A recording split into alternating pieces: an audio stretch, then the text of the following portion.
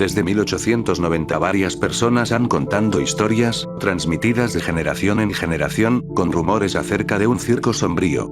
Con el tiempo esta historia se ha ido perdiendo, pero mi abuela me dijo lo que algún día le contaron, una historia sobre uno de sus tíos abuelos. Ella me dijo que el siguiente relato estaba escrito en su diario, el cual fue encontrado días después de su desaparición. En una mañana como cualquiera, mi abuelo y sus dos hermanos estaban ayudando a pintar el exterior de la vieja casa de mi madre. Un viejo desconocido pasó por el frente de la casa a toda prisa, avisando a todos que un circo venía a la ciudad.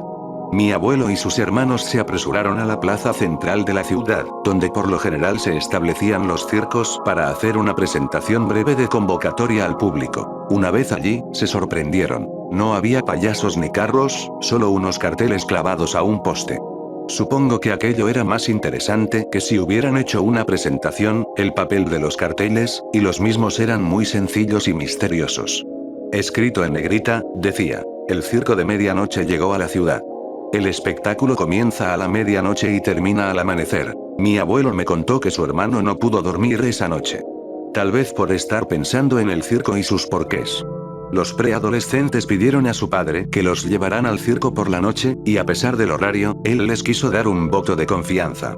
Cuando eran las 11:30 de la noche estaban todos enfrente del circo observando aquella lona enorme, posiblemente con una altura de unos 15 metros, lo que era algo extraño, ya que nadie de los presentes vio cuando el circo llegó. Pero estaba allí. La tela era de azul raso, con algunos agujeros remendados por dentro, y envolviendo todos los carros y al mismo circo había una rejilla que estaba un poco oxidada, pero al final de sus lanzas tenían una estrella dorada. Todas las luces y la música eran relajantes. Nunca había visto un circo como este antes. Formaron una fila, ya que no eran los únicos curiosos en la ciudad, había un montón de gente conocida, algunos amigos con sus esposas, y un amigo de la escuela de mi abuelo. Cuando llegó su turno para comprar los boletos, mi bisabuelo dijo con su voz imponente: 4 entradas, por favor, y el anciano golpeó por detrás de un vidrio acrílico, señalando el aviso pegado en la cabina. Solo mayores de 18 años. El mayor de los hermanos tenía 16 años en aquel tiempo, entonces el padre y sus hijos se dispusieron a volver a casa inconformes. Cuando estaba por irse, el mayor de los hermanos vio 2 barras grandes sueltas, por las que con certeza lograría pasar sin mucho esfuerzo. El hermano de mi abuelo le dio un codazo: conozco esa cara, sé que estás pensando en hacer una tontería. Al día siguiente, astuto como era el mayor de los hermanos, fueron al circo, que estaba totalmente en calma y en silencio. Él pasó por los barrotes. Empezó a caminar en el interior del circo. Entró en una de las carpas, y vio algunos trajes, y una cómoda, que le resultó interesante y terminó por abrir. Allí encontró un álbum de fotos, eran imágenes de personas con discapacidades físicas, o deformes, vestidas de forma festiva, había una bailarina de una sola pierna en muletas, había un hombre enorme que parecía un gigante con el rostro deformado, el hombre más gordo que había visto en su vida usaba pañales, y las gemelas siameses con un rostro angelical. En ese momento supo que no era un circo típico, sino un circo de los horrores. Fue a una tienda de al lado, y había algunas pertenencias de los artistas, una de ellas le llamó mucho la atención. Era un reloj de oro, con una bailarina en las agujas. En ese momento le pareció oír pasos que se acercaban hacia él, luego salió de la tienda, pasando por la rejilla y huyó corriendo. Cuando llegó a casa le mostró el reloj a mi abuelo, aseguró que lo había encontrado en la calle, pero era un objeto muy hermoso para que simplemente fuera arrojado por ahí, por lo que le advirtió que debía dejarlo de donde lo tomó. Su hermano se enfureció diciendo que no lo había robado, y que no pertenecía a nadie. Esa noche tuvo un sueño muy perturbador, soñó que la bailarina del reloj estaba en la habitación de los hermanos y que le cortaba los brazos y las piernas con un machete. Se despertó muy asustado, contando el sueño a toda la familia. Sus padres le dijeron que no se preocupara. El hermano mayor no se quedó tranquilo, permaneció mirando por la ventana en dirección hacia el circo, que no podía ser visto de tan lejos que estaba. Pasó sus últimos días escribiendo en su diario, cosas que solo hasta después descubrimos. Una noche, debían de ser aproximadamente las 2 de la mañana, cuando él, el hermano mayor, se levantó de la cama y saltó por la ventana. Mi abuelo corrió a la ventana para ver a dónde iba, se dirigía a toda prisa en dirección al circo. Mi abuelo se puso las botas y le siguió, parecía aturdido, se tambaleaba y tenía los ojos casi cerrados, le llevó al menos media hora hasta que llegaron al circo. El hermano mayor entró en la tienda enfrente, sosteniendo el reloj en la mano, sin ni siquiera comprar un boleto para entrar. El vendedor de boletos vio a mi abuelo espiando a través de la parte delantera de la tienda de campaña de lona y huyó. El abuelo se dirigió a la parte posterior del circo y siguió en su labor de espía para ver si lograba ver a su hermano. Esperó hasta el amanecer. Cuando dieron las 5:30 de la mañana, oyó un gran clamor en el lado derecho de la carpa, se dio cuenta de que había otra rejilla suelta y pasó a espiar a través de la lona. Y allí estaba el hermano, capturado por dos payasos muy raros con el rostro deformado. Ellos lo tenían asegurado, pero el chico no parecía estar despierto. Fue entonces cuando una bailarina sin piernas entró en la lona con un machete, cortó los brazos y las piernas del pobre muchacho. Mi abuelo dice que salió llorando y corriendo tan rápido como pudo. Regresó a casa todo sucio y sudoroso, y los padres enojados le preguntaron si había una explicación para aquello, y le dijo todo lo que había visto, y sobre el reloj. El padre de mi abuelo llamó a la policía, para que fueran a buscar a su hijo al circo, pero cuando la policía llegó al lugar, ya no había rastro del circo en el sitio. Mi abuelo casi se volvió loco, pero fue entonces cuando encontró el diario y pudo conocer la verdad acerca de lo que su hermano estaba sintiendo y sobre sus pesadillas, y llegó a una conclusión terrible. Su hermano ahora era una más de las aberraciones de aquel circo, que castigaba a los que robaban, haciéndolos uno de ellos. Puede que recuerden haber oído acerca de ello en las noticias, pero en julio del 2008 hubo un hilo de personas desaparecidas en el distrito universitario de Seattle. 20 personas desaparecieron, todas ellas estudiantes de la Universidad de Washington. Sus cuerpos nunca fueron encontrados, y nunca se recuperó evidencia significante. Fueron presumidos muertos, principalmente por la angustia y el dolor de las personas que se preocupaban por ellos. Aparte de la gente desaparecida, no mucho del caso fue revelado al público jamás. Y a eso es a lo que le vengo a poner remedio. La gente tiene el derecho de saber estas cosas. Por ahora, el caso ha sido congelado, y todos los documentos relacionados están ahora en el archivo clasificado que los empleados del DPS llaman jovialmente el congelador. Los investigadores han seguido muchas pistas, pero todas ellas los dirigen a caminos sin salida.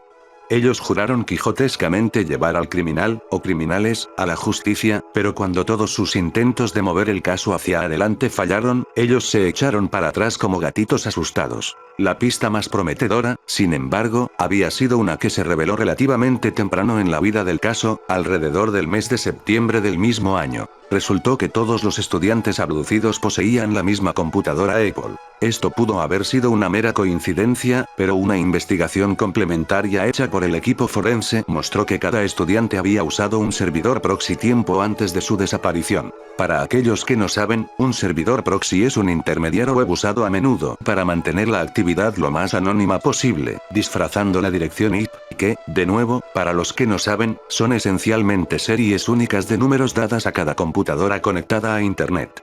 Con conocimiento básico y un poco de habilidad, es posible encontrar la ubicación exacta de alguien usando su dirección IP. Los servidores proxy operan con direcciones IP separadas, usualmente con ubicaciones muy alejadas de sus usuarios. Entonces, los estudiantes estaban usando direcciones IP alteradas. Pero, ¿por qué? ¿Estaban escondiéndose de alguien? Los servidores proxy son, después de todo, la mejor manera de esconderte en Internet. Mientras el equipo forense continuaba recopilando información de los discos duros de los estudiantes abducidos, más y más similitudes fueron encontradas. Algunas de ellas ciertamente pudieron haber sido coincidencias, pero otras, definitivamente no lo eran. Este es un segmento del reporte escrito por la computadora del equipo forense, detallando las similitudes entre las 12 computadoras. Todas las computadoras llevaban instaladas el navegador Google Chrome. Todas las computadoras usaban iTunes, cada una con aproximadamente 50 GB de música. Todas las computadoras usaban servidores proxy. Todos los servidores proxy tenían direcciones IP en Islandia. Todas las computadoras usaban proxies ubicados en Islandia. Lo cual era raro. Pero el reporte no terminaba ahí. Continuaba. Todas las computadoras tienen Microsoft Word instalado, aunque parece no haber ningún documento guardado en ninguna de las carpetas de ninguna de las computadoras. Eso es normal. Mucha gente guarda sus documentos en carpetas en sus escritorios o en discos duros externos. Los escritorios de todas las computadoras están completamente vacíos, a excepción de un documento que aparece en el centro de todo, titulado Lita Abac. El documento no tiene texto. Ahí es donde empieza lo extraño. Lita Abak es islandés, que significa algo como mira hacia atrás o ve detrás de ti. Parece que ese documento en el escritorio es el único documento guardado en cualquier parte de todas las 12 computadoras. Una vez es una coincidencia. 2 también. Pero 12 veces. ¿El mismo documento guardado en el mismo lugar con el mismo nombre?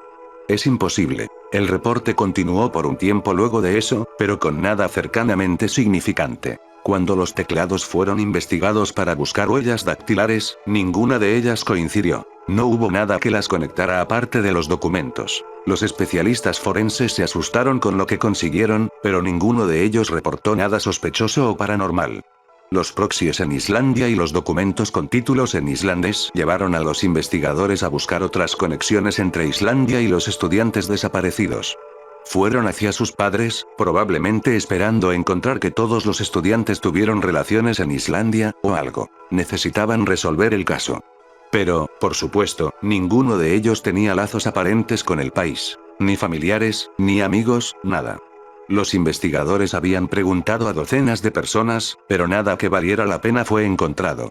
Estaba empezando a parecer irremediable. Y eso fue, hasta un año más tarde, en julio del 2009, cuando la Policía Nacional de Islandia en Reykjavik reportó una serie de personas desaparecidas, sin rastro alguno.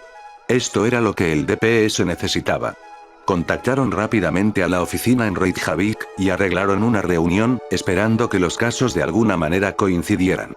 Los investigadores de Seattle volaron hacia Islandia. Y la información que encontraron fue, simplemente, aterradora. 12 personas en Islandia se perdieron, todos estudiantes de la Universidad de Islandia. Tenían computadoras Apple. Todas ellas usaban servidores proxy. La IP de los proxies era de Seattle. Todas tenían Microsoft Word instalado, pero solo un documento vacío salvado en sus escritorios vacíos. ¿Pueden adivinar el título?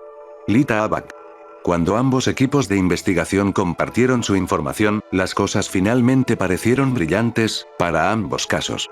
Este era obviamente el trabajo del mismo criminal. Tenía que haber sido así.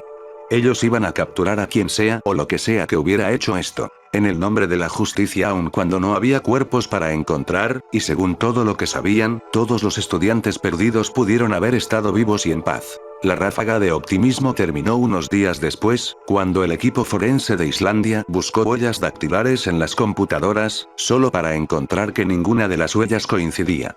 Los agentes del DPS, aunque decepcionados, no estaban sorprendidos. Una vez más, era imposible, como todo el resto. No había sospechoso aún. No había nada de evidencia. Solo había un montón de no tan coincidencias muy tenebrosas. 24 de ellas, para ser exactos. Nada más. Y ciertamente nada menos. Las pistas no dirigían a ningún lado. La búsqueda por lo que ocurrió a los estudiantes empezó una investigación policial internacional, pero no hubo ninguna otra prueba significante.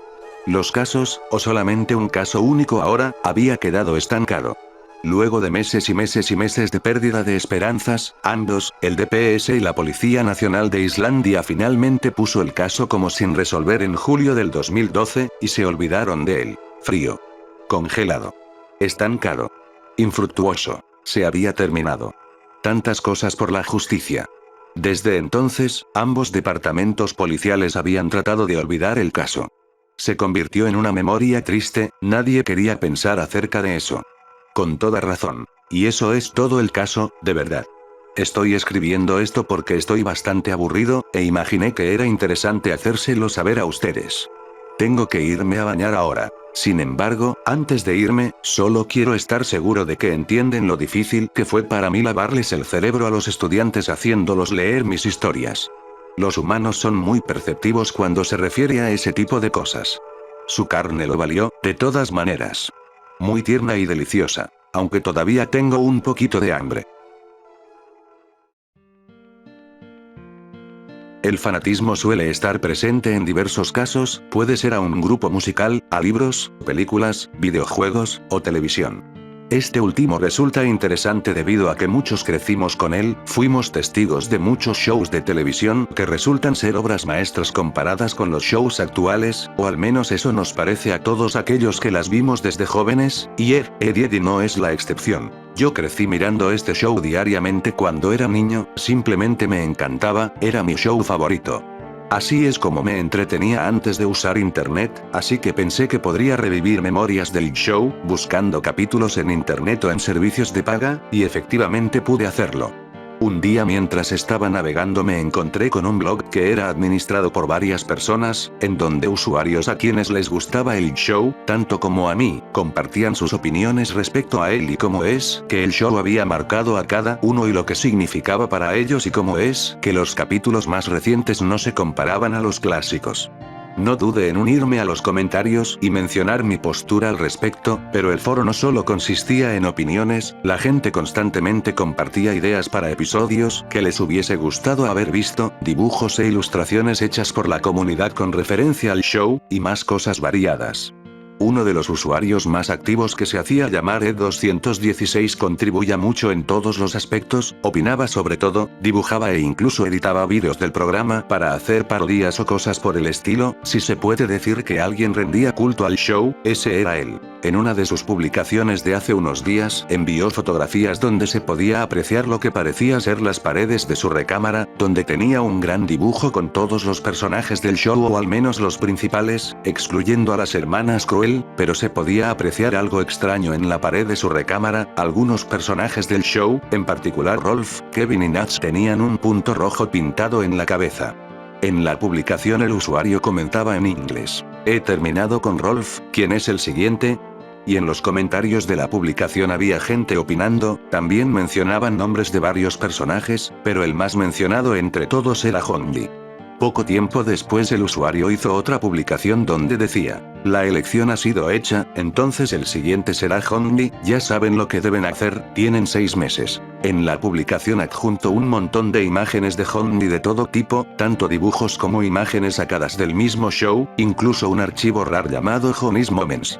Me pareció un poco extraño y estaba totalmente confundido ya que yo no entendía la dinámica del proyecto, no tenía la menor idea de qué ocurría, así que revisé publicaciones viejas de Ed216, y entre ellas me encontré con una de hace aproximadamente 6 meses, en dicha publicación hacía algo similar a lo que hizo su publicación más reciente, una especie de convocatoria donde subía contenido sobre Rolf y alentaba a los usuarios con el mismo mensaje de antes: "Ya saben qué hacer". El problema es que yo no sabía qué hacer. Viajando hacia publicaciones mucho más antiguas, podía ver que hacía el mismo tipo de convocatorias pero con Kevin y Nats, y en la publicación de esta última, la cual era la más antigua, ningún personaje tenía un punto rojo en la cabeza, y en la publicación de Kevin, que era la siguiente a la de Nats, ella sí tenía un punto rojo en la cabeza.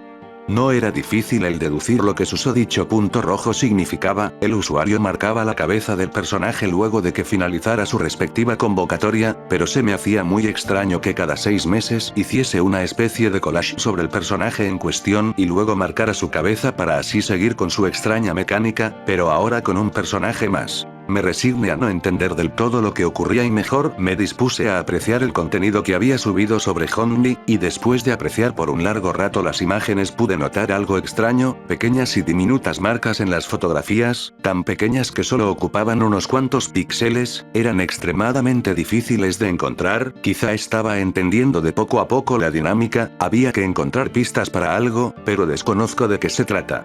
La primer pista que encontré decía V3, 4, 3 minutos, 45 segundos, P4, aunque no entendí bien anoté la pista en un blog de notas y seguí analizando las imágenes y algunas pistas eran difíciles de encontrar. Me percaté que en algunos casos no se podía apreciar a simple vista ya que los colores del fondo disimulaban el texto, o en otros casos incluso tuve que editar la imagen para apreciar la pista, pero todas eran del mismo estilo.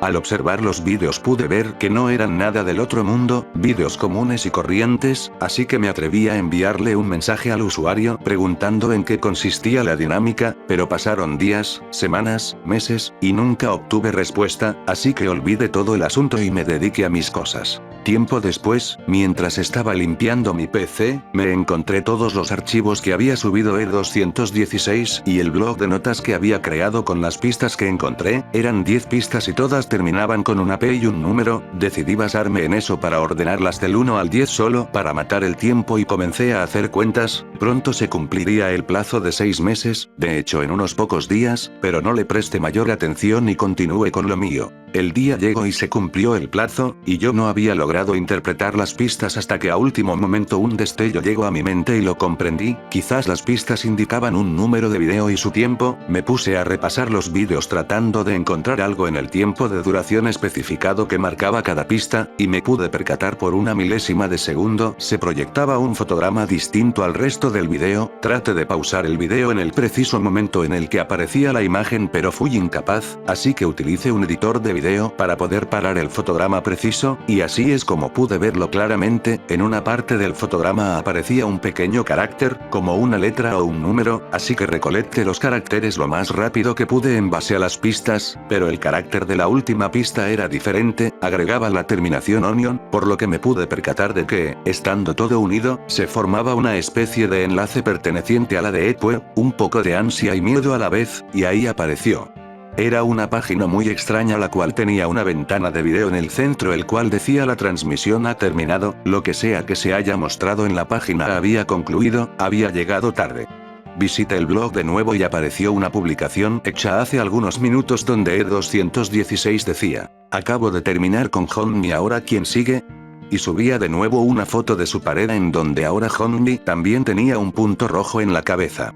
Me sentí frustrado por no llegar a ver lo que sea que haya pasado, pero al menos ahora sabía en qué consistía la dinámica, quizá podría alcanzar a presenciar la siguiente transmisión.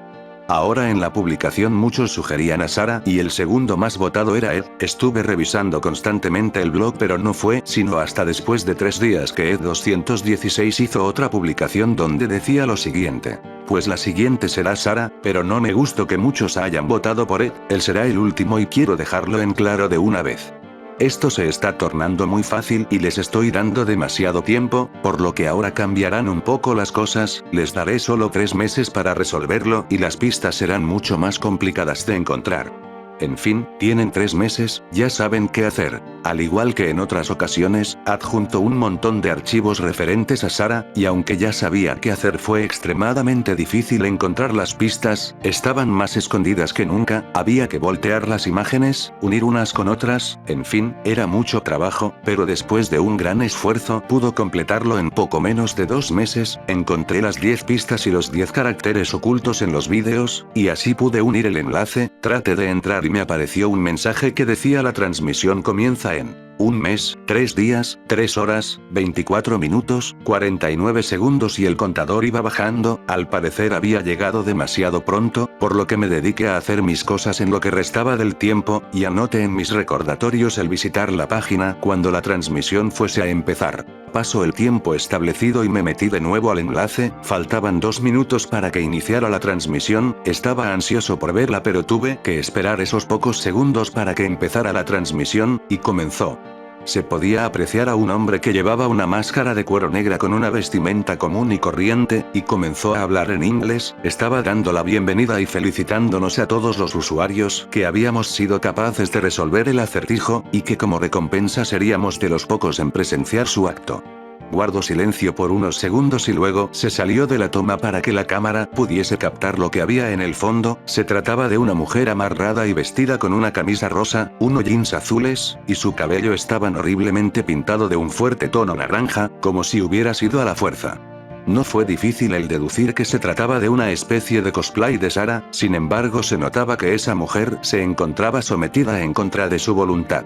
El hombre que había salido al principio del video entró en escena con una vestimenta bastante descuidada que se asemejaba mucho a la de Ed. Este comenzó a gritarle cosas a la mujer y a golpearla, no pude distinguir qué le dijo exactamente, pero había logrado entender uno que otro insulto. Los golpes se hacían cada vez más letales, la mujer gritaba por ayuda pero nadie acudía a salvarla. El brutal hombre tomó un gran cuchillo de cocina y comenzó a atacar a la mujer, empezando por su estómago, siguiendo con sus brazos y finalizando con su cara, hasta que la mujer dejó de gritar.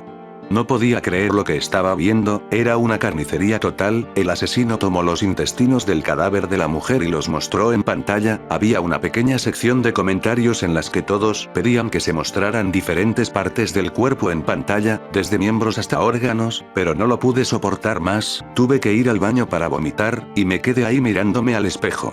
No comprendía lo que estaba ocurriendo y me aterraba el volver a mi computadora para cerrar la página, pero fue entonces cuando dejé de escuchar ruido proveniente de la PC, me acerqué y la transmisión había terminado. No sabía si llamar a la policía o si guardarme todo lo que sabía, así que decidí olvidarme del tema y pretender que nunca pasó. Trate de bloquear el acontecimiento de mi mente a toda costa y olvidarme del blog de Ed 216 y de todo lo ocurrido, y decidí nunca visitar la página otra vez. Dicen que la curiosidad mató el gato, y quizás sea cierto. Ha pasado unos cuantos meses después del horror que me tocó ver en esa transmisión y he decidido visitar la página de nuevo. Todo este tiempo he tratado de no pensar en ello, pero cada vez le doy más vueltas al tema. Me pongo a pensar en todas las personas que ya habrán muerto de esa manera y de todas las que han estado muriendo mientras no he visitado el blog, pero me siento incapacitado de hacer algo. Quizás si aviso a las autoridades mi vida corre peligro, no lo sé. La publicación más reciente, que era de hace 2 meses, mencionaba que el siguiente sería Eddie, y en la fotografía casi todos tenían un punto rojo en la cabeza, a excepción de Eddie. Eso quería decir que en mi ausencia había asesinado a Jimmy y a Ed, si es que podemos llamar así a las víctimas inocentes, y había dado un plazo de 3 meses de nuevo, por lo que en poco tiempo transmitiría en vivo la ejecución de Eddie. Me arrepiento rotundamente de haber visitado el blog, lo cerré y por más que trate de no volver a entrar la curiosidad me termina venciendo. Ha pasado un mes, puntualmente estoy revisando el blog y al día de hoy el 216 ha publicado algo. Bien, hemos terminado con Eddie, solo nos queda el premio gordo, ya saben quién sigue. Mañana mismo subiré el contenido de Ed. Durante toda esa noche me cuestioné si lo mejor sería olvidarme del tema u observar qué es lo que pasaba con la siguiente víctima, siendo que el asesino se identificaba a sí mismo como Ed, por lo que, de nuevo, no pude vencer mi curiosidad y estuve dispuesto a dedicarle todo el tiempo posible para resolver el acertijo y acceder al video de Ed, y espero yo, el último video que transmitirá este psicópata. Como había dicho, Ed 216 subió contenido e indicó que esta vez solo daría un plazo de 1 mes para resolver el acertijo. Me puse a pensar que quizá dicho acertijo sería extremadamente difícil de deducir y estaba en lo correcto. Creo que nunca había visto un acertijo tan difícil en mi vida, fue un infierno resolverlo. Tuve que usar edición de imágenes, video, e incluso tuve que investigar un poco de otros idiomas, como el chino, latín, portugués, alemán, entre otros, para descifrar las pistas, pero a pocas horas de terminar el plazo pude resolver el acertijo. Me vi en problemas al encontrarme con que algunas pistas eran falsas, pero lo resolví a fin de cuentas. Entré a la página y esta vez estaba un poco diferente. En la parte central había un mensaje que decía la transmisión comenzará en 2 horas, 14 minutos, 5 segundos y lo nuevo era que bajo este mensaje habían varios vídeos con nombres de los personajes de la serie. Di clic en el video de Sarah y efectivamente era lo que me temía, se trataba de los vídeos de cada uno de los personajes. Reconocí perfectamente el de Sarah porque es el único que había visto y decidí ver los demás. Por el amor de Dios, esos vídeos se hacían cada vez más grotescos. Los primeros eran asesinatos que podrían considerarse simples, con armas de fuego por ejemplo, pero conforme avanzaba cada vez eran más letales. El de Nash fue el más corto de todos, era un disparo limpio a la cabeza. En el de Kevin la víctima fue golpeada con tubos metálicos que parecían ser partes de una bicicleta, y luego fue rematado con un arma. El de Rolf fue bastante grotesco, fue despellejado vivo hasta que llegó su agonizante muerte, pero quizá lo más impactante es que sus restos sirvieron de aliento para un montón de perros, y todo estaba en video. El de Honey era algo predecible, fue golpeado con una tabla con el dibujo de una cara hasta su muerte. El de Sarah ya saben en qué consistió. Y quizá el más grotesco fue el de Jimmy, ya que le instalaron diversos dispositivos de tortura a la víctima en la cabeza, simplemente no fui capaz de verlo completo. En el de Ed la víctima fue introducida en una olla grande que parecía contener aceite, por lo que se podía apreciar que apenas cupo en esta, y fue hervido hasta su muerte. Y por último Eddie, en este video la víctima recibió una tortura bastante letal, fue obligado a cargar bolsas que parecían estar llenas de monedas y a caminar de un lado a otro, y cada vez que la víctima trataba de tomar un descanso o tiraba una moneda era golpeado con un látigo por el asesino, mientras este malvado ser decía, ¿no es eso lo que siempre quisiste, Eddie? Entre ver los vídeos y ligeros descansos que tomé para tratar de procesar lo que estaba pasando, se me fue el tiempo y la transmisión había comenzado. Cuando abrí el video estaba empezado pero se veía al asesino, a Ed en la mitad de la pantalla, agradeciendo a todos los espectadores por su esfuerzo al resolver los acertijos y por su constancia con los vídeos, se despidió y salió de la toma. Volvió acompañado de 3 chicas horribles, las cuales eran como una especie de interpretación de las hermanas crueles. Cada una poseía un arma blanca, un martillo, un bate de béisbol, y un tubo metálico. Mientras Ed se reía, las crueles comenzaron a golpearlo brutalmente, pero aún así Ed no para de reír, como si estuviese disfrutando lo que le ocurría. Después de unos cuantos golpes se concentraron en su cabeza hasta que Ed dejó de reírse, pero no les importó y continuaron hasta que le desfiguraron el cráneo. Una de las chicas movió la cámara apuntando al cadáver de Ed y dijo, ¿se han preguntado alguna vez qué hay debajo del gorro de Ed? Y levantó el gorro para que los espectadores pudiéramos apreciar la grotesca imagen del cráneo roto de Ed con restos de sus sesos. Eso fue simplemente demasiado para mí. Cerré la página inmediatamente y me fui a baño de nuevo a vomitar. Llevo varias horas encerrado en mi recámara, no sé qué hacer, no sé cómo alguien puede vivir después de ver todo lo que he visto, ni siquiera sé si lo que vi fue real, ya no puedo distinguir qué es real y qué no, pero afortunadamente Ed está aquí conmigo. Él es muy inteligente, seguramente él podrá explicarme qué es lo que ha pasado. ¿Tú qué opinas al respecto, Ed?